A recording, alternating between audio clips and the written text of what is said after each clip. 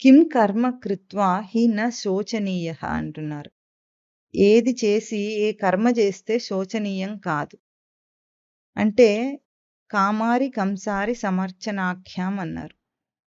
ఏ పని చేస్తే అది శోచనీయం కాదు అని ఒక ప్రశ్న అడుగుతున్నారంటే ప్రతి పనికి గూడా మనిషి రిపెంట్ అవుతాడు. బాధపడతాడు. ఎందుకు చేశానురా అని అంటాడు. అంటాడా? చిన్న చిన్న విషయాలు రోజు చేసే రోజువారీ విషయంలో గూడా ఇది చేయకుండా ఉంటే బాగుండు. ఇది చెయ్యకుండా ఉంటే బాగుండు అని ఎన్నో విషయాలవుతాయి మనకు. అంతేనా? ఇటువంటివన్నీ ఎటువంటివంటే ఇ దాన్ని చేసేసి చేయకుండా ఉంటే బాగుండు అనే ఒక ఆ స్పృహను మనకిస్తాయన్నమాట. ఇట్లా ఎన్నో అభ్యాసం చేసిన తర్వాత చేసేసి చేయకుండా ఉంటే బాగుండు అనుకోని చేయటానికి ముందే చేయకుండా ఉండే స్థితొస్తుంది. ఒక 4 సార్లు ఆ అనుభవం వచ్చిన తర్వాత ఏం చేస్తాడు? అదే విషయం చేయకముందే అలర్ట్ అవుతాడు. అంతేనా? చేయకముందు అలర్ట్ అయ్యి ఇంక చేయడు. అట్లాగే సంసారం గూడా అంతే. పెళ్లి గూడా అంతే. ఎన్నో జన్మల్లో ఇట్లా బాధపడితే వాడు మళ్ళీ జన్మల్లో పెళ్ళే కాకుండా ఉంటాడు వాడు.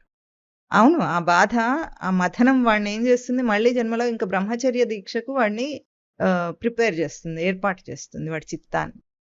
అది గూడా లేకపోతే అయితే అయిందిలే పెళ్లి అని అనుకుంటే ఇంక వాడికి ఏమి బాధనే లేదన్నమాట. అంటే తర్వాత కూడా తెలియట్లేదు.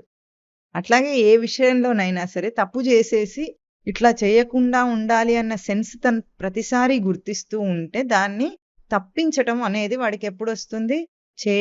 అది జరగటానికి ముందే ఈ ఎరుకొస్తుంది. ఇంక చెయ్యకూడదు అన్న ఆ జాగ్రత్తొస్తుంది వాడికి.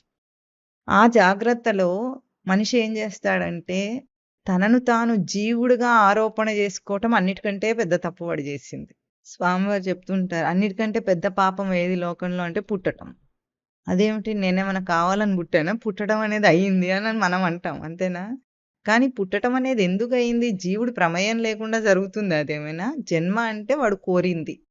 ఏదైనా లోకంలో జరుగుతుందంటే అది మేనిఫెస్టేషన్. మనం అనుకున్నవన్నీ అవుతాయి. కాదే నేను ఇవాళ అనుకున్నాను కాలేదంటే ఇప్పుడు అనుకున్నవి ఇప్పుడు ఇమ్మీడియేట్‌గా గావు. జీవుడు సంకల్పం చేసినవి అంటాం మనం. జన్మ వచ్చింది అంటే జీవుడి సంకల్పం వల్ల. ఆ తర్వాత వాడికి కలిగే స్థితిగతులన్నీ ఒకప్పుడు ఆ జీవుడు సంకల్పం చేసినవే ఉంటాయి. తప్పకుండా అది సత్యం. ఇంకేవి సత్యం గాదు. తాననుకున్నవే అవుతున్నాయి.